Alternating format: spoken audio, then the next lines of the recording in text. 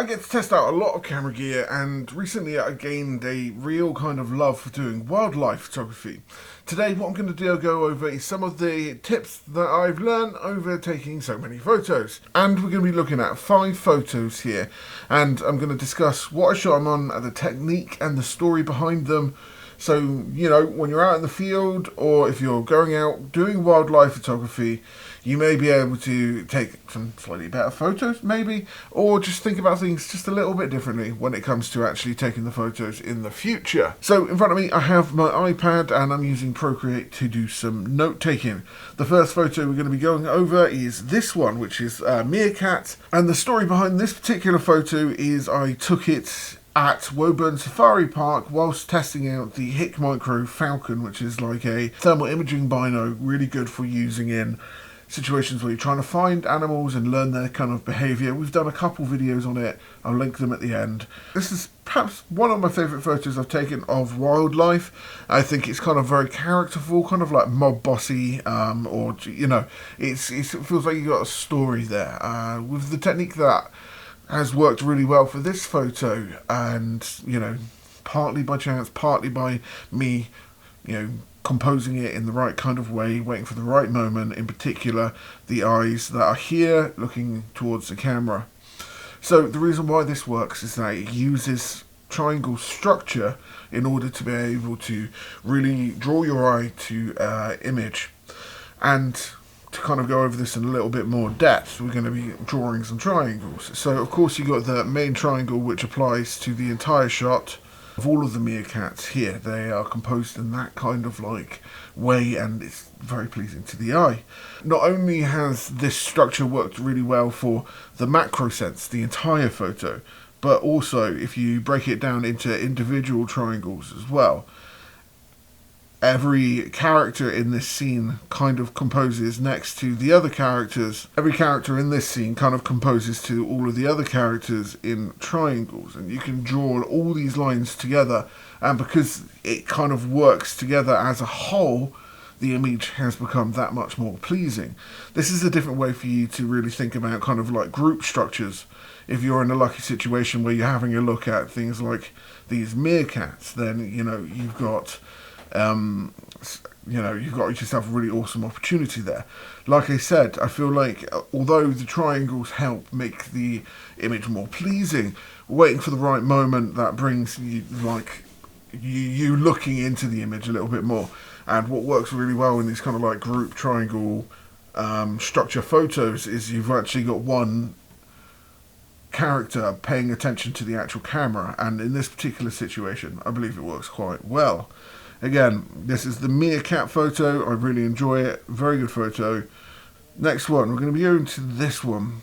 So there are a few different ways you can better weight your images in general. And one of the ways is to actually use the rule of 2 or the rule of 3, which is away from the rule of thirds. This is where you use certain structures in terms of like how you've weighed the image, okay, and how it then looks on camera. When I was out here, I was using the 60 to 600mm on a Sony A1, and I noticed this really nice reflective shot of 2 birds, and it worked quite well. So of course you got the 2 birds here and here, but then you've also got a line of symmetry here where you've actually got then another 2 birds here and here on their reflection. Again, this kind of like works really well in terms of like the overall composed image, but you're using the structure of the 2 birds here as the sort of like main angle and the main kind of like compositional element of the actual image. The other thing that I did actually apply here is the rule of thirds. So if we come down and break this out into the rule of thirds, the birds actually fall somewhat, a little bit outside of here and there, somewhat in line with the rule of thirds. So this bird on this line, this bird on this line, but even to a certain extent, if I drew the rule of thirds better in this situation, you would actually be able to tell that they all kind of fall on these nexus points right here as well. Fall in that kind of area. So I'm using the rule of thirds, also using kind of like the duality, the rule of 2, to be able to really kind of like make this a fairly pleasing image to the eye. This is something that you can look for in nature quite a bit. A lot of animals don't necessarily work by themselves, they work in pairs or in packs, and when you think around that kind of like area, you can really, you know, look to build up a image that actually, you know, feels quite comfortable and pleasing to the eye. So that's the duality of nature. Okay, I'm just going to come up with very hipster names to actually call all of these images now. Next one is, of course, one of my favourite photos that I've taken of a robin. This was actually taken with an A7C II and a 500mm f5.6 from Sigma. Now, you don't necessarily need such a expensive prime to be able to take this. What I really want to be talking about here is my thought process in behind taking the photo. Of course, the main kind of like compositional element that I'm using here is the frame. So I'm framing the bird in the twigs like here. You know, you got this one up here, you got this one here. So it's kind of forming a frame around my main part of the element, which is the robin. I actually rapid fired this image and kind of waited for the bird to look off in this direction, because as people from at least the West, we tend to read from left to right. So when it comes to looking outside of the image, it's kind of good practice to, you know, have it in that kind of like way. It's how we read images, it's how we read things just in general. And like I said, it worked quite well. Again, so I'm framing the subject here. When you're looking to take photographs of things at long distance, of course you're going to need a long telephoto lens. But when it comes to this kind of way of composing, this was literally, I was a couple steps to the right originally, and this twig right here was in the way of it, and it was kind of cutting up the bird a little bit. But I noticed that there was actually this really nice structure around the bird, and it actually allowed me to get this really nice kind of like frame around the robin, and it's one of my favourite photos that I've taken, and I use it as a wallpaper background quite a lot, really. I like it. It's a good photo.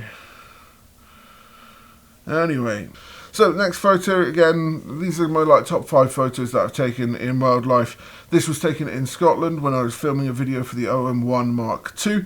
This wasn't taken with the OM1 Mark II. This was actually taken with an A7C II with a 70-200 f4 macro.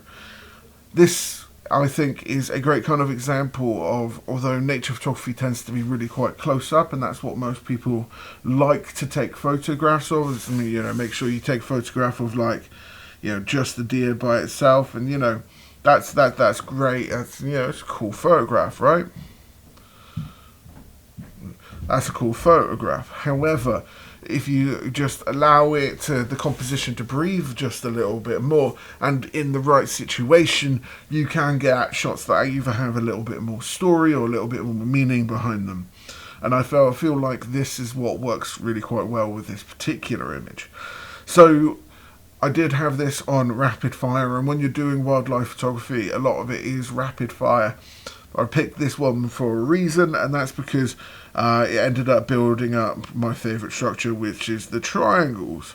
Building up triangles in kind of like composition works out really quite well, and it kind of like builds out these really kind of, you know, pretty images between kind of like what's on set. And of course you've got 5 deer here, and you've got one looking at the camera right here, although you don't necessarily pay too much attention to it. You got this one that's kind of heading off in this direction, and then this one heading off in that direction, and then of course the main port of call of the actual image, that is this deer right here, and it is center frame when it comes to what you're really wanting to focus on. And that's what you really need to think about when it comes to wildlife photography or photography just in general, is think about what your main subject is in that image and how you can best kind of like point towards it or create tension, create a story around that image. This just so happened to work out perfectly for me, but it's something that you can really apply to what you're doing. Have a think about what you're taking photos of. It's great having the nice close-up photos, and it's really, really great. But what's the better photo? Is it this one? Is it is it this one, or is it this one? Personally, I think the photo that works the best is the wider shot, and it's always going to be that wider shot, right? But anyway, that's my kind of like thinking with it. I don't know, what do you reckon? If you like the idea of using these kind of like triangle structures in order to create some more impactful images, then, you know, let me know down below. Last one is this one. This is perhaps one of the coolest photos I've managed to capture, and you know, I'm going to talk about something I don't necessarily like about the image also. You can probably tell what that is. I tell you what, I'll let you know. I'll give you a couple seconds. Put in a comment down below. Let me know what you don't like about it. However, I believe that this image works out really well. Again, this was taken on the A7C II with a 500mm f5.6 from Sigma when it came out the first time around. It's an absolutely beautiful lens, and if you're looking to do wildlife photography and you really want to take or use a lens that's very serious, kind of like, it's a really good lens. That one, I believe, works out really quite well, and I absolutely love it. So I recognised this cormorant, and yeah, you know, just using kind of like the main kind of like structure of it in order to kind of build, you know, an image. So this is the blue cormorant that I saw down heading towards Castle Koch in Cardiff, and I just kind of just liked the structure, the compositional element. It's hard to really say kind of like what I was thinking when it comes to taking the photo. You know, you could argue there's a little bit of golden ratio here. Could argue, you know, I'm using the rule of thirds to kind of like block out the image or whatever. I mean, that's not even the rule of thirds in terms of like, you know, making it super clean. But it's when an image kind of just feels right, essentially. I'm just using the cormorant as the main structure of the thing, and then the sort of helix of this stick I felt worked really well. And if only the stick bent back round this way and it kind of wrapped around the cormorant, I think that would have been a really nice kind of like compositional kind of like how it kind of worked out. Again, you can kind of say, oh, there's definitely some triangles in here, and you know, the triangle structure, I think, you know, is another way you could say, hey, this is why this image works well. But sometimes you've just got to take a photo and trust that it kind of works.